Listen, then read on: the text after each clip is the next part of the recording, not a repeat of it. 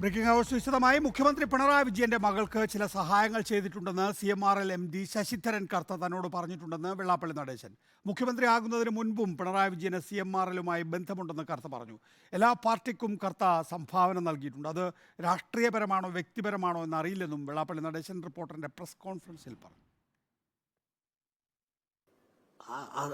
അതെ, പിണറായി വിജയൻ മുഖ്യമന്ത്രി ആകുന്നതിന് മുമ്പ് അവരുടെ ചില വർക്കുകൾ, അതായത് കർത്താവിൻ്റെ കമ്പനിയുടെ ചില വർക്കുകൾ ഈ പിണറായി വിജയൻ അദ്ദേഹത്തിൻ്റെ മകള് ചെയ്തു കൊടുക്കുന്നുണ്ടെന്നും അതിനുള്ള പ്രതിഫലം കൊടുക്കുന്നുണ്ടെന്നും എന്നോട് പറഞ്ഞിട്ടുണ്ട്.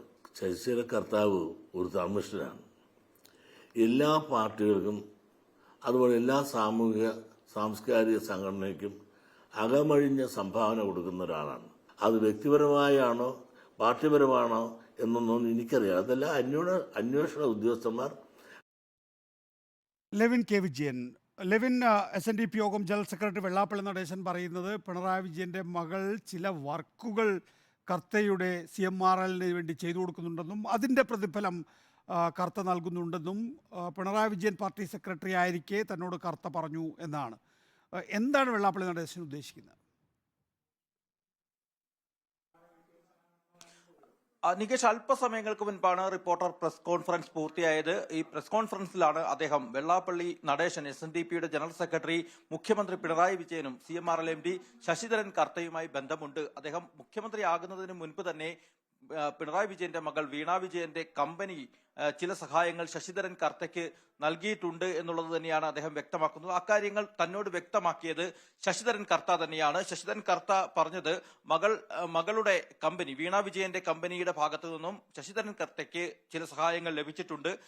അതുമായി ബന്ധപ്പെട്ടുകൊണ്ട് ചില സാമ്പത്തിക ഇടപാടുകളും നടന്നിട്ടുണ്ട് എന്ന് ശശിധരൻ കർത്ത തന്നെ വ്യക്തമാക്കിയിട്ടുണ്ട്. ശശിധരൻ കർത്ത രാഷ്ട്രീയപരമായും വ്യക്തിപരമായും ആളുകളെ സഹായിക്കുന്ന ആളുകളാണ്. പല പാർട്ടി പ്രതിനിധികൾക്കും നേതാക്കൾക്കുമൊക്കെ അദ്ദേഹം സംഭാവനകൾ നൽകിയിട്ടുണ്ട്. എന്നാൽ ഇത്തരം സംഭാവനകൾ പല ഘട്ടങ്ങളിലും നൽകുമ്പോൾ അത് രാഷ്ട്രീയമായി നൽകുന്ന സംഭാവനകളാണോ വ്യക്തിപരമായ സംഭാവനകളാണോ എന്ന് തനിക്ക് പറയാൻ സാധിക്കില്ല. അത്തരം സാമ്പത്തിക ഇടപാടുകളുടെ വിശദാംശങ്ങൾ തനിക്ക് അറിയില്ല എന്ന് അദ്ദേഹം വ്യക്തമാക്കി. മാത്രമല്ല, ഇത്തരം ഇടപാടുകളൊക്കെ നടന്നതിനെ കുറിച്ചുള്ള ചില സൂചനകൾ ശശിധരൻ കർത്തയുടെ ഭാഗത്തു നിന്നും വെള്ളാപ്പള്ളിയോട് നേരിട്ട് സംസാരിച്ചുവെന്നും അദ്ദേഹം വ്യക്തമാക്കിയിട്ടുണ്ട്. ഈ എക്സാലോജിക്കും CMRLുമൊക്കെയായി ബന്ധപ്പെട്ട വിവാദങ്ങൾ കത്തി നിൽക്കുന്ന ഒരു പശ്ചാത്തലത്തിലാണ് അദ്ദേഹം ഇക്കാര്യങ്ങൾ തുറന്നു പറയാൻ തയ്യാറായതെന്നും പ്രത്യേകം നമ്മൾ സൂചിപ്പിക്കേണ്ട കാര്യമാണ്.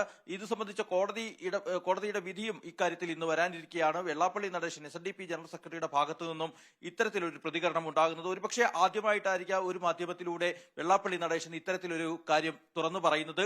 അത് റിപ്പോർട്ടർ TVയുമായി അദ്ദേഹം അല്പസമയങ്ങൾക്ക് മുൻപ് പങ്കുവയ്ക്കുകയും ചെയ്തു.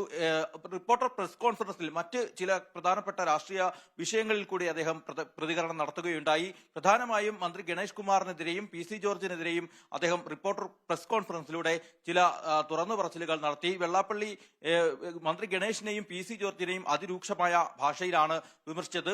PC ജോർജിനും KB ഗണേഷ് കുമാറിനും വിമർശനമുണ്ട്. SNDP യോഗം ജനറൽ സെക്രട്ടറി വെള്ളാപ്പള്ളി നടേശൻ റിപ്പോർട്ടറിന്റെ പ്രസ് കോൺഫറൻസിൽ സംസാരിക്കുകയായിരുന്നു.